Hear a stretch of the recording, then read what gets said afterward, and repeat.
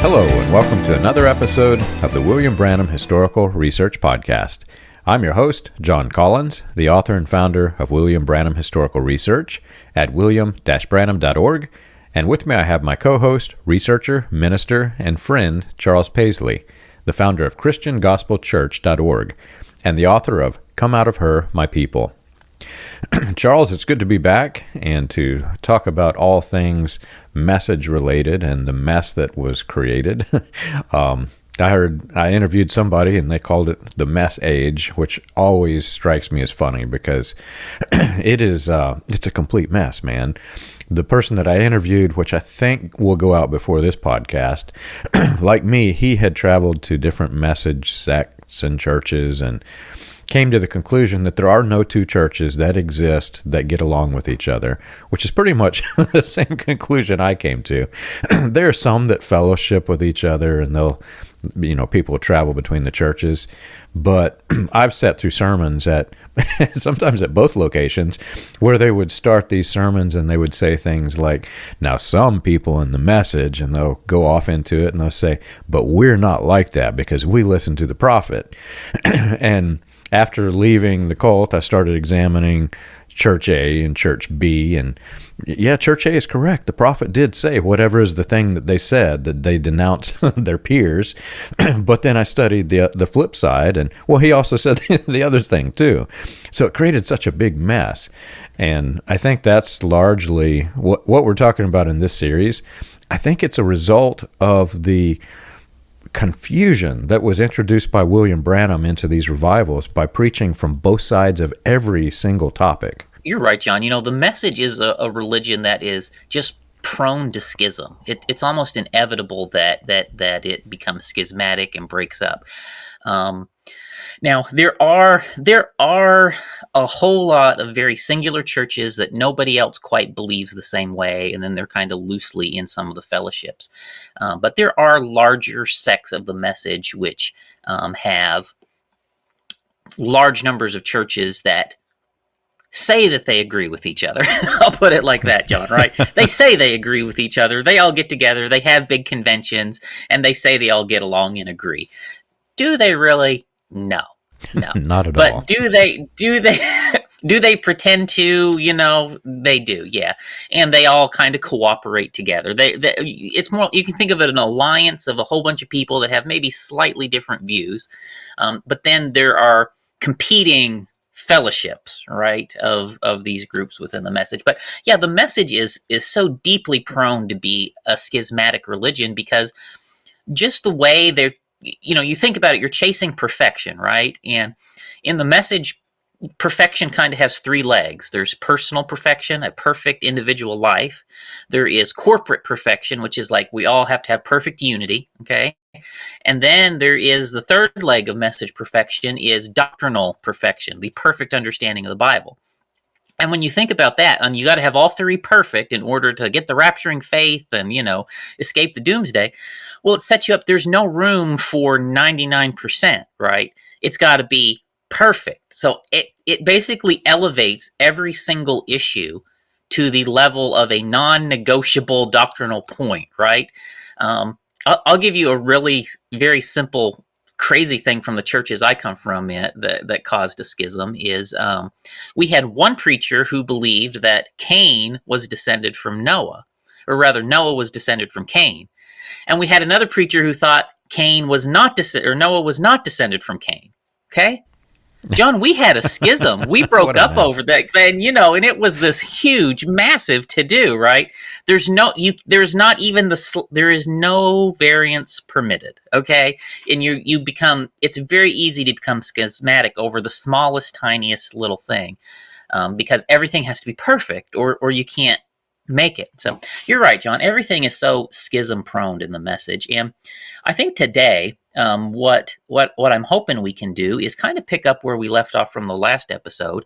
In our last podcast, we started talking about what the message looked like right around the time William Branham died and its immediate aftermath, and we kind of explained how when William Branham died, you had roughly 35 true, real message churches where the congregation all believed William Branham was Elijah. The pastor believed William Branham was the Elijah. They were the true message churches. And back then, John, there were message conventions before William Branham died. And I'm sure you know that, right? So William Branham was still doing his tour thing. He was going around all the other places. But there were pure message conventions happening before he died. And the very last one of those was held in Jeffersonville. It's the convention where he preached marriage and divorce, and he preached who is this Melchizedek? Those were his two big sermons at that convention. And that convention was held at the Jeffersonville High School. They did it in the gymnasium. And the majority of the message community came to it, right? So all of the churches, all the people we talked about in the last episode, for example, they were all at that message convention. And at that message convention, there were, my family was there, John, there were about 1,500 people at that message convention in 1965. And that was not the first one. There had been some leading up to that, but that 1,500 number at that convention, I think, represents kind of the floor. There were at least 1,500 people in the message back then.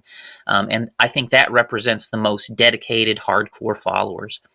And then just a few months later at his funeral, there were 5,000 signatures on the guest book. And I think that gives us the range of how big the real message community was when he died. I think 1,500 on the lower end, 5,000 on the upper end, and somewhere, my guess is probably in the 2,500 range was the real number of people that believed he was an Elijah. And back then, most of those people, most of the people who believed the message were not actually in message churches.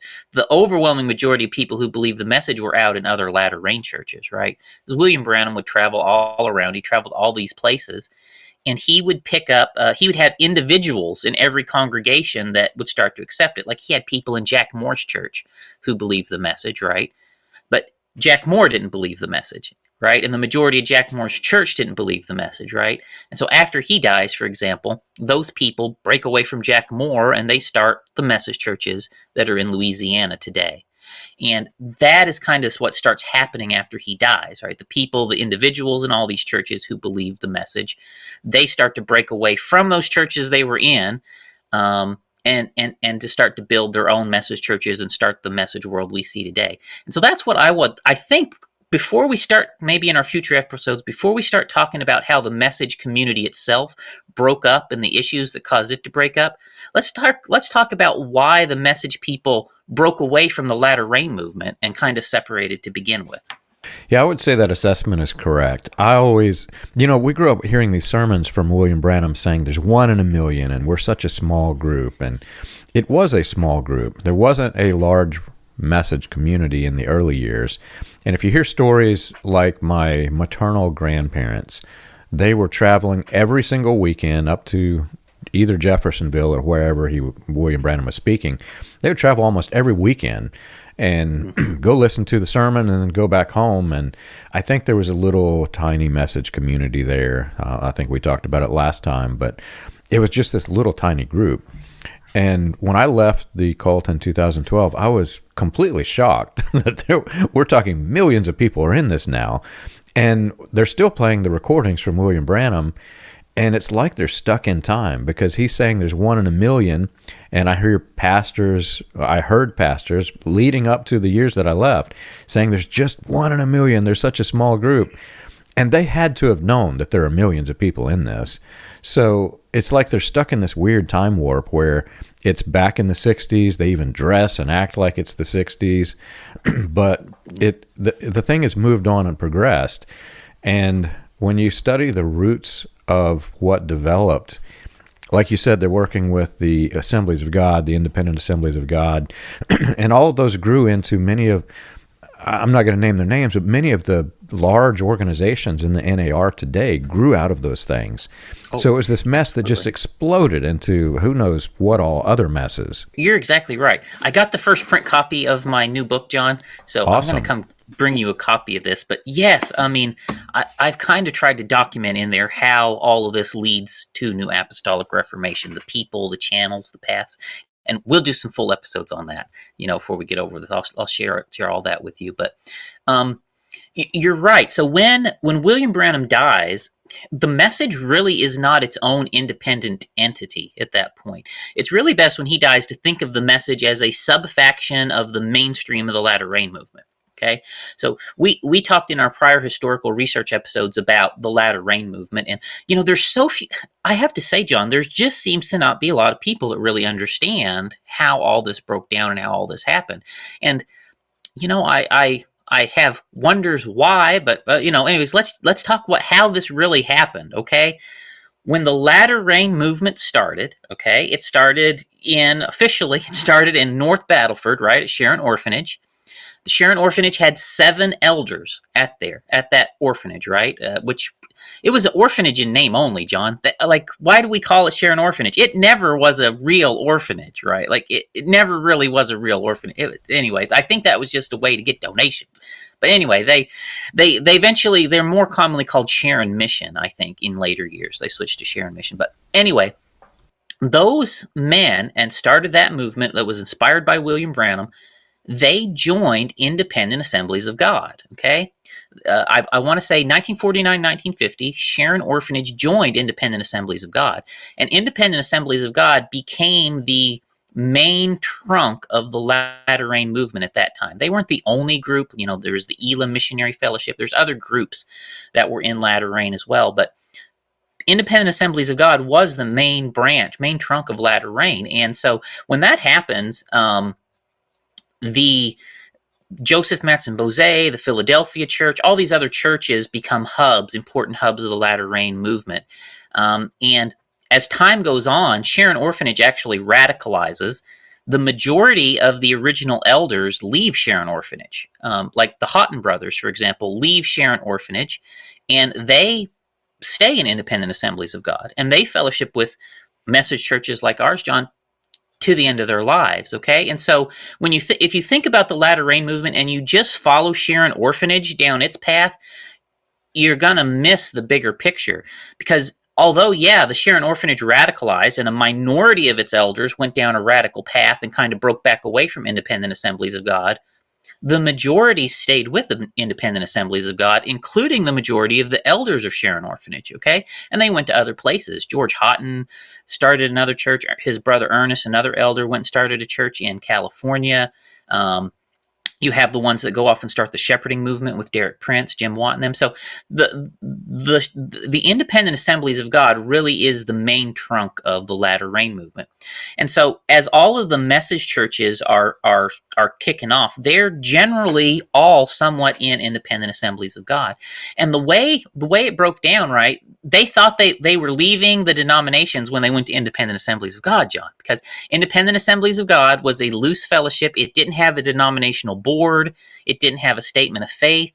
And so in their minds, as they're leaving Assemblies of God and they're leaving Pentecostal Assemblies of Canada and they're leaving wherever else, right, and they're joining the UP, or they're joining Independent Assemblies of God, all these people in their minds, they're leaving the denominations to join this loose fellowship, right? And so the anti-denominationalism was already there.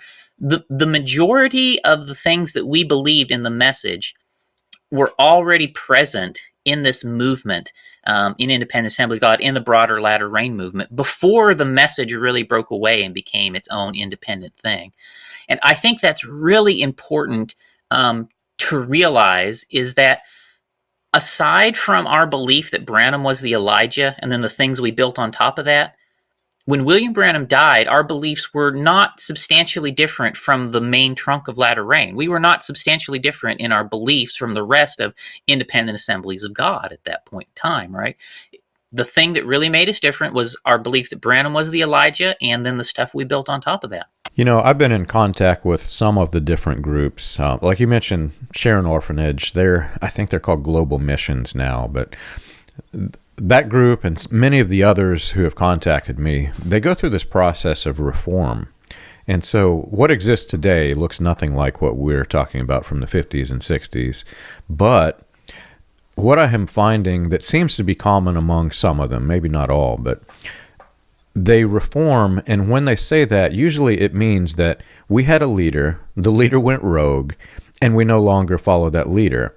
So then they set up a framework where they say, okay, we're going to try to stop people from becoming a central figure. But they don't remove the entire framework that created the structure that enabled the central figure.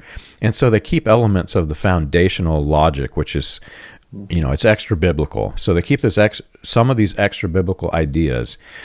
And over time, what happens is another leader rises because the ladder that produced the former leader still exists, and somebody else just climbs up the ladder. And I cover this some in my book, but it all goes back to British Israelism. If you view the Bible through British Israelism and try to enable the architecture in which Christianity is based off of the Old Covenant, which that's essentially the essence of British Israelism, the groups that maintain this, you're going to have another Moses rise up. There's no stopping it because you have that framework. So many of the groups have reformed. Some of them still adopt some of the same underlying structure. And I worry a bit because some of the splinter groups that we're talking about, they may be reformed now, but where are they headed? If you still maintain that architecture, it's still, to me, it seems a little bit dangerous. You're right. And you said so much there. I want to unpack all that. So when all these groups are still together in this main trunk of the latter rain movement, okay, in the mid-60s, early 60s, mid-60s, all these groups are still in the main trunk of latter rain before William Branham dies. They all share a very common belief set. And when they start to break out, right, so shepherding movement breaks out. They were in that trunk. The Message breaks out, okay? Paul Cain was in that group, okay? He breaks out. Well, down the road, we'll do some episodes, but in the 80s, these start recombining. The shepherding movement recombines to Kansas City prophets inside the Vineyard movement, okay? Yeah. So these latter rain factions that came out of this get absorbed into Vineyard, right? And then kicked out of Vineyard afterwards. But we can talk through all that. But these people that came out of these factions had similar ideas already at that point. They come out, they break out, they go on their own path. Some of them come back and recombine in later years. So, but the Message at that point is right there alongside them. Okay. And what do they believe back then? Well, they believe fivefold ministry. They believe all of the deliverance stuff. They believe all of the, signs, wonders, miracles stuff. They believe last day revival stuff, right? They believe lots of all of that stuff. And among that stuff they believe, John, is the return of Elijah stuff, okay? And you are exactly right in tracing this back to British Israelism, okay? And this is something, it's so important. I just feel like this is so important to understand. Before Pentecostalism existed, British Israelism was already here. It was a pre-existing movement. And in that movement was certain ideas and concepts. And one that is important in this context of what we're talking about is their Elijah beliefs. British Israelism had, they believe they were the 10 lost tribes of Israel. They had redirected Old Testament prophecies to themselves, right? They had taken the Malachi 4 prophecy, redirected it to themselves, right? And were expecting an Elijah to come to them. And they started that pattern of, hey, I'm Elijah, and then he dies. Hey, I'm Elijah, and then he dies. They started that pattern of the Elijahs coming to the church. Well, when Pentecostalism formed, the British Israelites formed an important faction of early Pentecostalism. British Israelites converted to Pentecostalism, and they brought those ideas with them. And yeah, a very large faction of the early leaders of Pentecostalism were British Israelites. Charles Parham was a British Israelite who claimed to be Elijah. John Lake was a British Israelite who claimed to be Elijah, right? And you can follow that pattern, and that faction exists within Pentecostalism. And it is that faction that produces the latter rain movement. Okay, that faction of Pentecostalism, which, we've talked about how they kind of pooled into the Foursquare denomination by the 1930s and 40s. They were the ones sponsoring Sharon Orphanage. Sharon Orphanage was led by British Israelites, right? These ideas were in this faction that produces latter rain. And they already have in their belief set an expectation that Elijah's coming back, okay? because they are from the faction of Pentecostalism that had British Israel ideas that already thought there's an expectation in them that, yeah, Elijah's going to come back, right? And so when William Branham does his Elijah shtick, right, he's appealing to people who already have this notion in their belief set, right, that they have, that has come in from into Pentecostalism from British Israelism, has revived and came on down. And the people working on alongside William Branham, as we mentioned, were men like F.F. Bosworth, men like Gordon Lindsay, who had followed multiple of these Elijah figures already before they come into William Branham's orbit. Okay? So William Branham, when he launches this Elijah stuff, the broader latter rain movement is entertaining the idea that maybe he is this Elijah, right? A very large cross section of the movement is entertaining that idea. Now, a lot of them ultimately don't accept it because he dies, right? Like they don't know that he died. Obviously, he couldn't be Elijah. He died and the Lord didn't come back. He died and he didn't restore all things, right? But not so with the message, okay? The message believers were convinced he was the Elijah. And that's how you start to get the weird stuff where they say, oh, no, the Lord did return. It was that cloud out in Arizona and you guys missed it, right? He really did restore all things. And it's this perfect message we have now.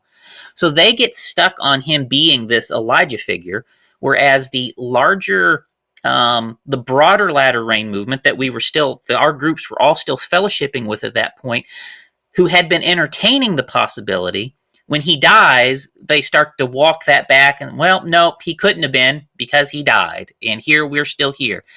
And I want to talk about that a little more, but that is what starts to set up the schism that ends up with the message people breaking away from that main trunk of the latter rain movement and really starting the message churches that we come from.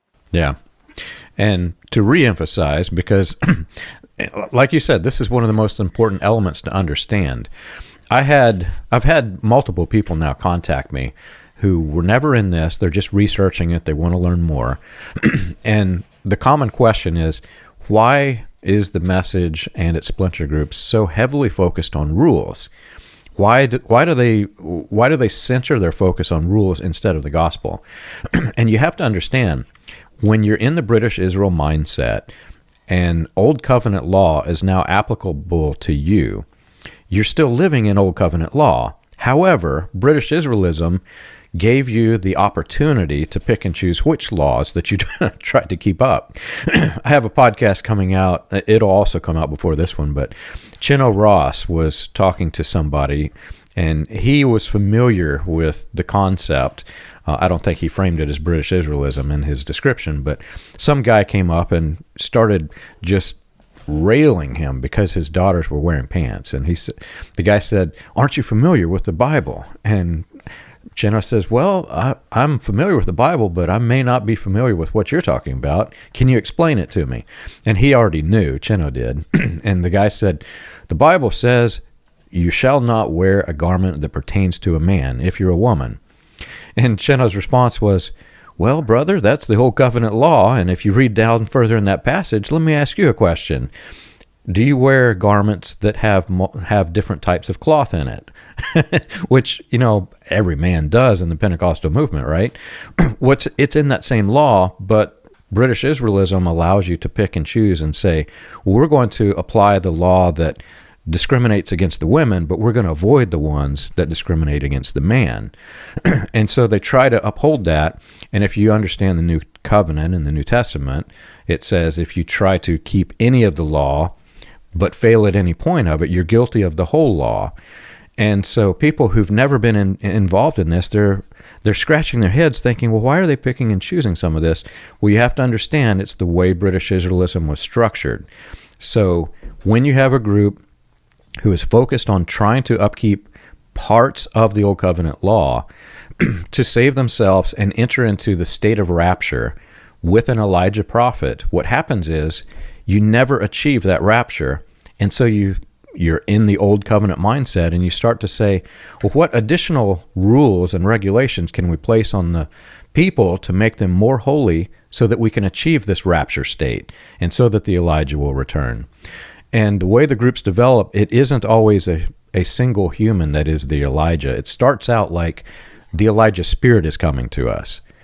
And over time, what happens is they keep adding rules. The Elijah spirit never comes. And then they start to look to an individual because some guy who's just slightly mentally unstable says, I'm it. I'm your Elijah. And he rises up, and because everybody's in this hype, they just agree with it with no critical thinking. So it happens over and over and over.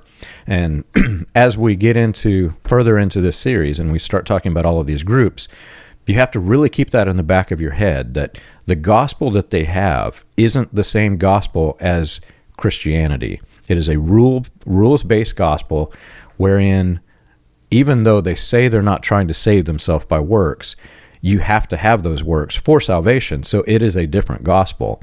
So here you have an entire sect of Christianity that was enabling a different gospel. And over time, what happens is eventually the actual gospel becomes forgotten in these groups. If you were asking me, I mean, maybe this is too pointed. I have a hard time believing the British Israelites of the 1800s were probably even authentic Christians. I really don't think they were a cult, or they were a pseudo-Christian cult, right? And that's not to say that some of them weren't genuine Christians, but a lot of them were they were really confused cultists. And there's so much nuance in that, John. When you're right, they're basically thinking they're the 10 lost tribes of Israel. They're into a lot of law keeping. They're redirecting a lot of Old Testament prophecies to themselves. When they come into Pentecostalism, right, over time, the majority of Pentecostalism rejects it and pushes them out, right? And then you see the same thing happen as the Latter Rain movement takes hold, right? The same thing happens. A lot of Pentecostalism rejects them and they get pushed out, right? The radical side of this stuff gradually gets pushed out and the main body seems to reform. But you keep being left with this radical fringe side of things that has these ideas.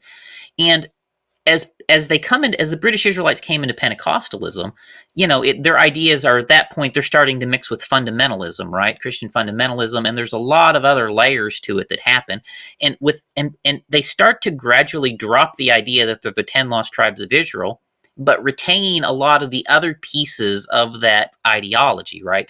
They are still retaining the idea of law keeping. They're still retaining the idea of the Malachi 4 prophecy pointing to them, even though they gradually start to drop the idea that they're the 10 lost tribes of Israel.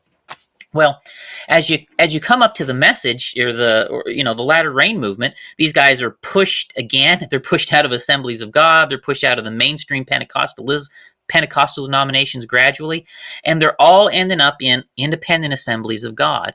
There's another important denomination too that springs up that has these ideas. And I use that word denomination really loosely because these denominations of independent Assemblies of God, and this next one I'm going to mention, they have no central board. They have no statement of faith.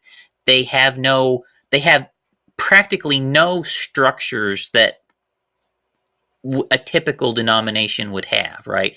They're almost a denomination in name only. They're a fellowship in name only. And the other one I want to mention, John, is the Full Gospel Fellowship International. Okay, so Full Gospel Fellowship International.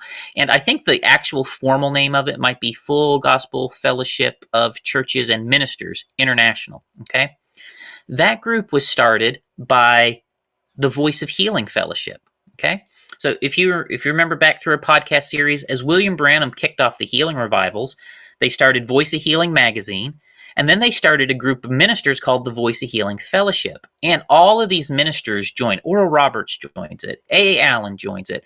Jack Coe joins it. Like all of these hundreds of healing evangelists start joining this fellowship.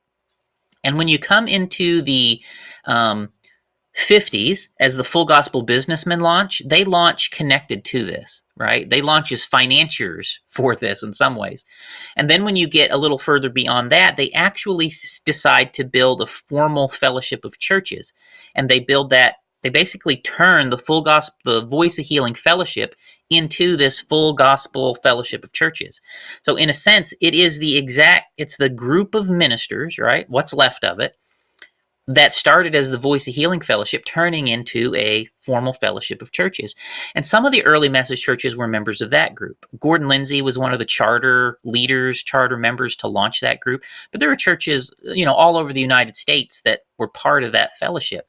And in later years, for example, that's where the Brownsville revival happens. We'll probably, talk into that some more when we talk about the 90s. But the Brownsville revival happens in that fellowship of churches, which we could tie back to William Branham being the original senior figure that launches all of that group. So anyways, when you go back to William Branham's death, probably, I would say it's safe, maybe roughly 3/4 of the group of the people of the churches are in Independent Assemblies of God. The other quarter are roughly in Gordon Lindsay's or this Full Gospel Fellowship group. Okay.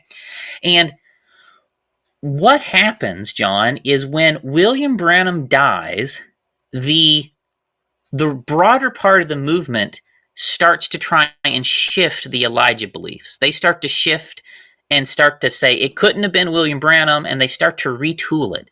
And that retool is what starts to drive the schism that gradually worsens to the point that the message churches end up completely separated and isolated from the broader latter rain movement. I just want to point you out a couple things for examples of this. Okay, so these are 2 books that Gordon Lindsay wrote in 1966. One of these was wrote before William Branham was buried, and the other just after he was buried in 1966. Okay, so between his death and his burial, and shortly thereafter, these books come out. And to the audience who is on the audio-only feed, it is The Man Who Did Not Die, Elijah, and The Whirlwind Prophet, Elijah. Exactly. And the first one that came out is The Whirlwind Prophet. And in this book, Gordon Lindsay lays out the standard Elijah beliefs of this movement. Have you ever wondered how the Pentecostal movement started, or how the progression of modern Pentecostalism transitioned through the latter rain, charismatic, and other fringe movements into the new Apostolic Reformation? You can learn this and more on William Branham Historical Research's website, william-branham.org. On the books page of the website, you can find the compiled research of John Collins, Charles Paisley, Stephen Montgomery, John McKinnon, and others, with links to the paper, audio, and digital versions of each book. You can also find resources and documentation on various people and topics related to those movements. If you want to contribute to the cause, you can support the podcast by clicking the Contribute button at the top. And as always, be sure to like and subscribe to the audio or video version that you're listening to or watching. On behalf of William Branham Historical Research, we want to thank you for your support. So just to show you, this belief had been in the movement from the beginning. This is another book by Gordon Lindsay. This is from an article that was published in Voice of Healing magazine, Will Elijah Return Again? All right, this Elijah belief was in this movement from its inception. It pre-existed from British Israelism.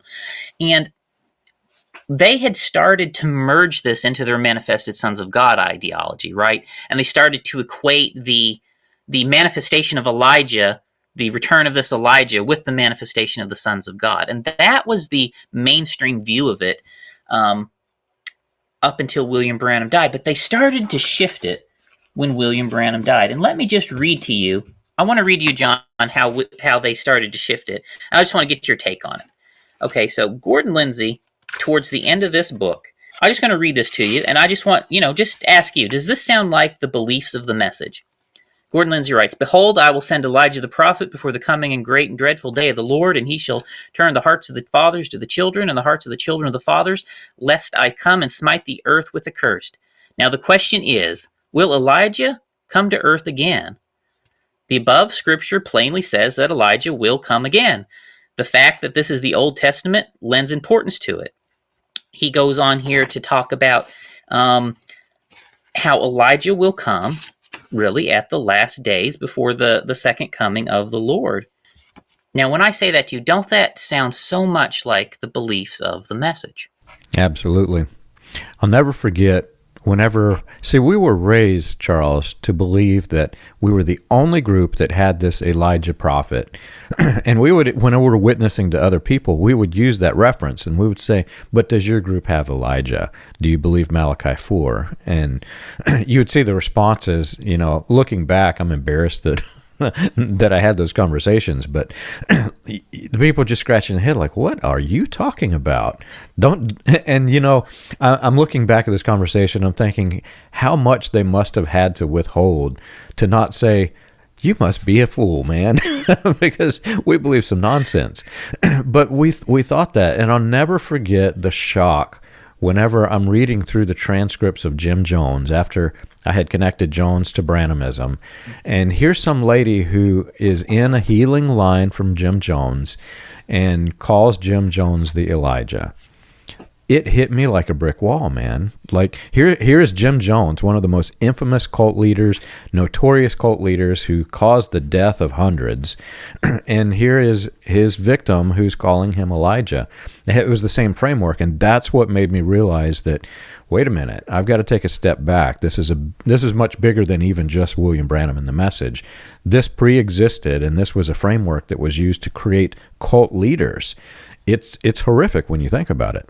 Right. And, if you or I went we went to a Methodist or Baptist or Presbyterian or even your average Pentecostal, and we said, let me tell you about the Malachi 4 prophet, right? They're like, what in the world are you talking about? And if anything, they'll think you're talking about John the Baptist, right? Yeah. But within the message and the entire stream of latter rain that the message was in at that time, they all expected a return of the Elijah anointing at the last days to precede the second coming. This was a common belief in the whole movement, not just the message, right? The message was just a fraction of this broader movement that had the belief, okay? Representative Gordon Lindsay was in the movement, all kinds of people's in the movement that we've talked about. T.L. Osborne was in the movement, on down. So that belief was there. But so here's what happens, okay? So William Branham dies. And you got to remember, for Gordon Lindsay, William Branham was what? William Branham was Elijah number 4 for Gordon Lindsay. Okay, Gordon Lindsay had already had 3 Elijahs before Branham. William Branham was number 4, right? What's Gordon Lindsay's pattern? To find another one. Okay, this is the pattern for all these guys. When it turns out that they die and it proves that they couldn't be Elijah, their pattern is, okay, let's go get another one. Well, the message churches and people like, no, he was it. We don't need another one. The cloud, the Lord did come back. We've got the perfect rep. So the message settles in. But here, I'm just going to read to you what the mainstream of the rest of that movement starts to do. Let me read what Gordon Lindsay says here. So Gordon Lindsay says this. He says, if Elisha ministered in the spirit of Elijah after the prophet was gone, and if John the Baptist ministered in the spirit of Elijah centuries later, what about the day we're living in now? Shall not God once more raise up men of faith who will go forth in the spirit of Elijah and turn the hearts of the fathers to the children and the hearts of the children to the fathers? In other words, make a people ready of this generation prepared for the Lord? We are assured that he will, and he is doing that this very day. In 1966, he's writing this. Then he says, there is, however, a word of warning that we should sound. Remember, he's saying this right after William Branham died. When John the Baptist was asked if he were Elijah, he answered that he was not. He had no desire or ambition for self-exaltation. He was willing to be a voice in the wilderness. All he desired was to see people prepared for the second coming of the Lord. Unfortunately, not all men are so self-effacing. History records the fatal mistakes of some who have imagined themselves to be Elijah and who thought that by their human efforts they would bring the millennium. William Branham is just buried the previous 30 days. Time has proven the folly and shame of such assumptions. God grant that no more, so he's saying, God, please send no more of these men to appear on the scene who shall seek for themselves the title Elijah. So this is a full repudiation of William Branham as Elijah that Gordon Lindsay's doing right here. And then he says, God grant, however, that many shall covet the power of Elijah, so that they may go forth and minister, and they may make ready a people prepared for the coming of the Lord. Elijah shall come first and restore all things. Perhaps the very Elijah of Bible times will come to earth in the literal fulfillment of that prophecy. If that is God's plan, so shall it be. God will take care of that in his own time. But it is our concern that God will raise up many Elishas and many John the Baptists that will thunder repentance and will bring the message of deliverance to a world whose sun is about to set in a night of apostasy and judgment. Only the spirit of Elijah will meet the challenge of our day. Only the boldness of Elijah will break the grip of sin and iniquity in which the nations are sinking. Only the ministry of the supernatural will cause people to fall on their faces as they did at Mount Carmel and say, "The Lord, he is God. The Lord, he is God." Only the ministry of the miraculous will beat back the powers of darkness that are seeking to overwhelm the people of God. We must have men who will minister in the spirit of Elijah. Thank God they are coming. Okay, so John, I'm going to let you take it from here, but you see Gordon Lindsay is saying William Branham was not it. Now let's transition to the generation of Elijah beliefs. This is what's happening in the mainstream of the movement. They are stepping back from the singular Elijah belief, and they are transitioning into what will turn into the generation of Elijah beliefs. Same ideology evolved stepping forward after William Branham's death. And notice he said multiple. So here you have the exact blueprint for creating the New Apostolic Reformation. Bingo. The idea that you can create multiple of these guys and they're going to become your authoritarian heads. And think back, I mean, we're talking Gordon Lindsay was big in helping to spark the charismatic movement. This was a key figure, right? So all of these men connected to him are all of that same mindset that we need new leaders to step up and become the new. Maybe they didn't use the term Elijah, or maybe they just use Elijah spirit, but they had that same mindset. So you got all of these men with that same mindset, including men like Chuck Smith, who was a Latter-rain minister. All parts of the country, everything that developed into the New Apostolic Reformation, you can trace its roots through every step, every phase, every revival. It all comes back to this. This is the blueprint. Gordon Lindsay is nowhere near the only guy doing this in this space of time after William Branham dies. But I think that I use him because it's the most illustrative, because he was born in John Alexander Dowie's commune, right? Elijah 1. He was converted under Parham, Elijah 2. He learned and become a minister under John Lake, Elijah 3. He helps launch and popularize William Branham, Elijah 4. And then when William Branham dies, you see him now transitioning the same ideology into a generation of Elijahs, okay? And so when we say that this is the same ideology going all the way back from British Israelism, coming into Pentecostalism, becoming fringe in Pentecostalism, going into the Latter-rain movement, and then evolving into the generation of Elijah stuff in the post-Branham Latter-rain movement, that is exactly what happened, right? And it's all in black and white. Like, we are not making this stuff up, and this is what happened. And so this idea, which is the exact same stuff we believed in the message, John, slightly evolved, this is going into, Gordon Lindsay's running the Full Gospel Fellowship denomination, where Brownsville Revival is going to happen. Guess who's coming to his seminary in these years, John? Paul Cain, W.V. Grant, Derek Prince, all of the leaders of charismatic, all the people who are going to, keep moving this thing forward, all of them, right?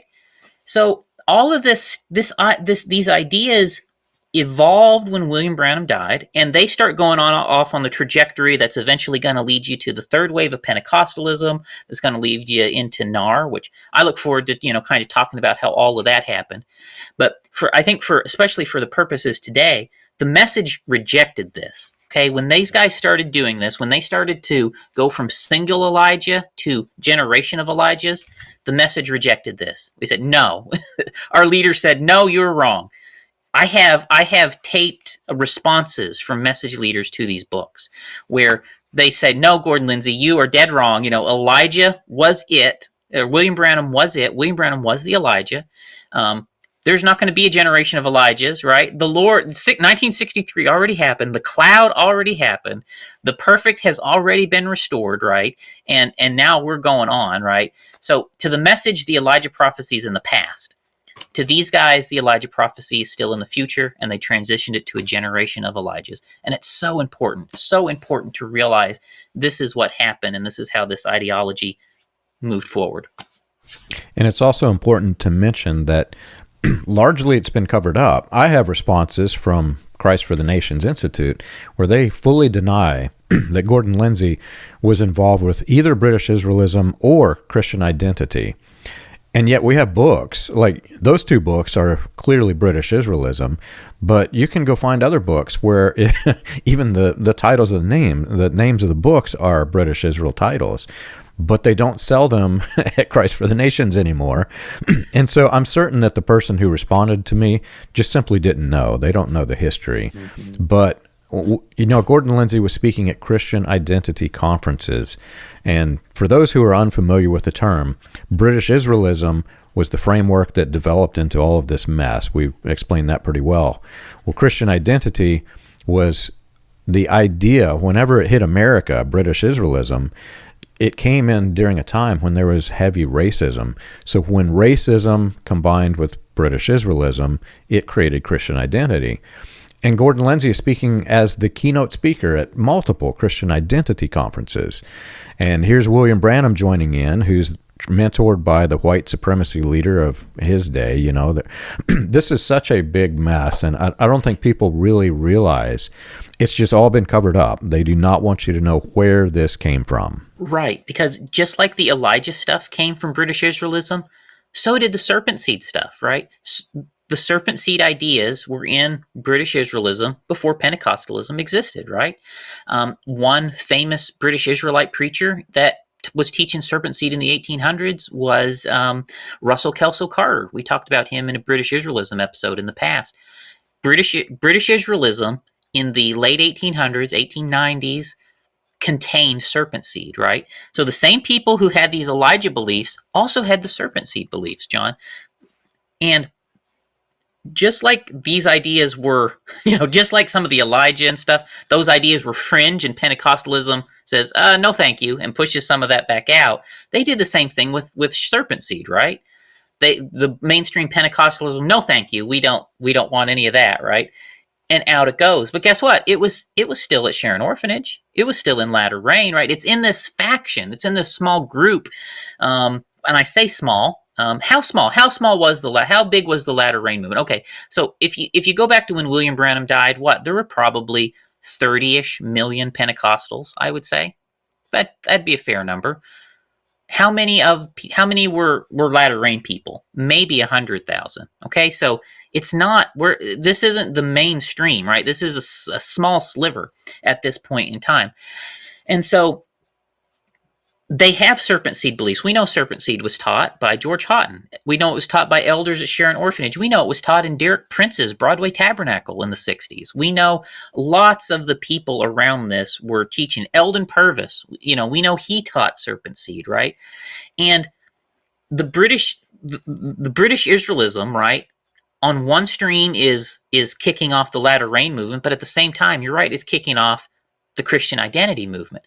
So if you think of the kind of the Pentecostal branch of British Israelism, it splits in two, right? You got one branch of Pentecostal British Israelism that produces the Latter Rain movement.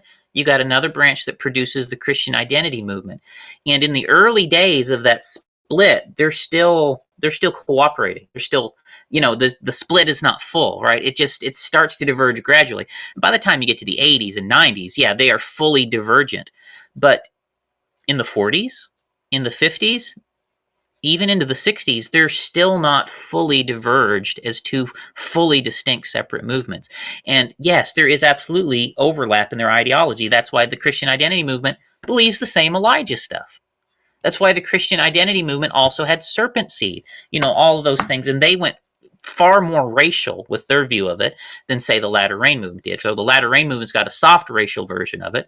Christian identity has a hard racial version of it. So it's all of this is happening kind of in the same time, in the same window of years. And it is complicated. And I know it's hard for people maybe who haven't studied it deeply and looked at it hard to really visualize or get in their mind just how this broke out. But yeah, it's one movement branching off in different areas. And so coming back to the Elijah stuff, I think it is just so important for people to realize when the message said, "Come out of her, my people," and all of that, they had already come out of all the denominations and went into independent assemblies of God and started this non-denominational sort of fellowship. They had already did that. And that wasn't even William Branham's idea, okay? Yeah, he glommed onto it, but that all pre-existed him. And so somewhere along the line, John, as this stuff's happening with Gordon Lindsay, our leaders all in the message all decided that independent assemblies of God was another denomination we need to come out of, and full gospel fellowship was another denomination we needed to come out of, right? Even though those groups already believed we should come out of denominations, so they separated from the separatists, right? So we were separatists from separatists, and that is what starts to gradually put the message off on this isolated tangent where we're the fringe of the fringe, okay? That started to generate the message cult. We weren't the only branch of Latter Rain that did that. Lots and lots of other branches did. Sam Fife did it with the Move, right? The Body did it. All these different groups did it. But it's specifically over this Elijah stuff and how we made William Branham Elijah. That's what starts to transition us away. Our churches start going around to all of the same churches we went to before, and our preachers, we're going to walk through some of this, our preachers they would go visit the UPC churches that William Branham visited, and they would start to say, "It's time to come out of the denomination, ladies and gentlemen." And the message believers in the UPC churches come out and start their own churches. They go to the different independent assemblies of God churches, say, "Ladies and gentlemen, this is a filthy, wicked denomination. It's time to start your own churches." And they do. And this is what happens.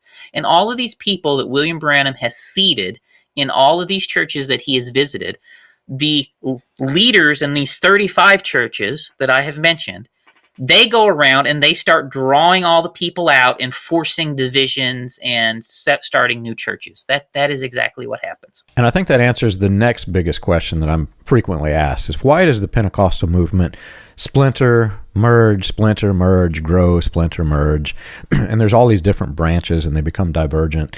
You have to understand that whenever you're basing your quote-unquote gospel on old covenant law, like this British Israelism, the problem that exists is because it can't be reconciled with the actual gospel, what's in the New Testament, men get different ideas of how to reconcile that. So they diverge.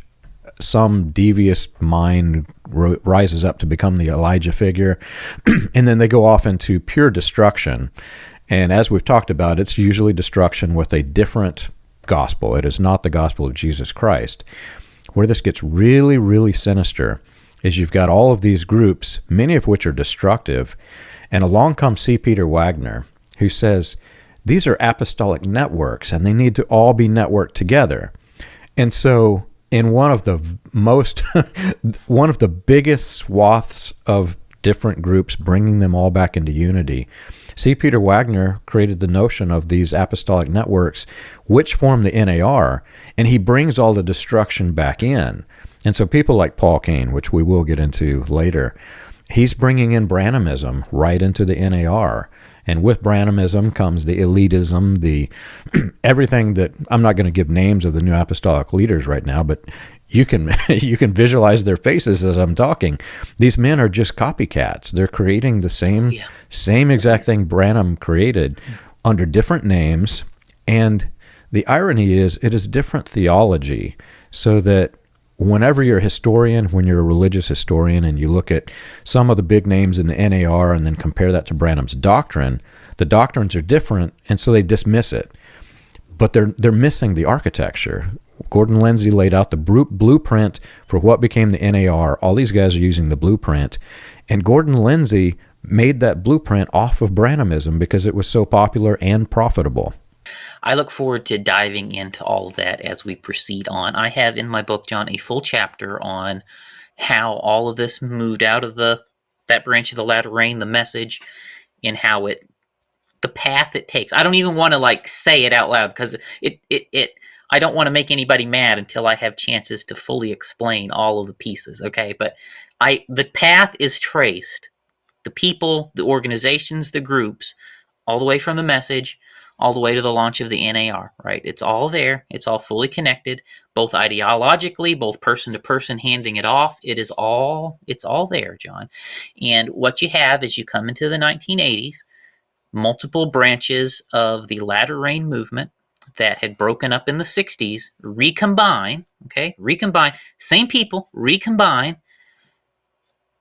Okay, there is an explosion that happens, and then when that explosion happens, one of the chunks that blows off that explosion is the NAR. Okay, and so we'll chat through all of that when we get there. I'm looking forward to it. I'm looking forward to it also. This is going to be mind-blowing to a lot of people who are listening, because I've also got a lot of emails and communications from the groups that they're trying to distance themselves from this, but you can't. It's history.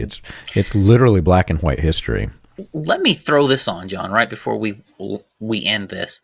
So my sect of the message, which is, again, the second oldest message church, one of the largest international sects of the message, okay, who maintained relationship with the Houghton brothers, with the Latter Rain, all of this stuff, okay? We watched, I don't know if we were the only sect of the message like this, John, but Raymond Jackson, our leaders, kept tabs on everyone and everything. I'm telling you. He watched everyone like a hawk. He kept files on everybody, okay? And everything that happened with Paul Kane on down, I mean, he was watching it. We were getting regular updates. When the Toronto Blessing kicked off, we followed these guys constantly, okay? We sent spies into some of those places to even, see what was going on. So we always had awareness of the network, of how everything interacted and everything. And so I think that's part of the way I feel like I can help put some of these pieces together for people if they don't already know them. But this is what happened, ladies and gentlemen. This is absolutely what happened. And the messages kind of became the sectarian separate group. Some of us watched the rest of the Latter Rain movement over all the years, how it evolved. I look forward to walking through all that, John. It's going to be awesome. Well, if you've enjoyed our show and you want more information, you can check us out on the web. You can find us at william-branham.org and christiangospelchurch.org. For more about the history of William Branham and the healing revivals, read Come Out of Her, My People, available on Amazon and Kindle in Volume 1 and Volume 2. For more about the dark side of the New Apostolic Reformation, you can read Weaponized Religion, From Christian Identity to the NAR, available on Amazon, Kindle, and Audible.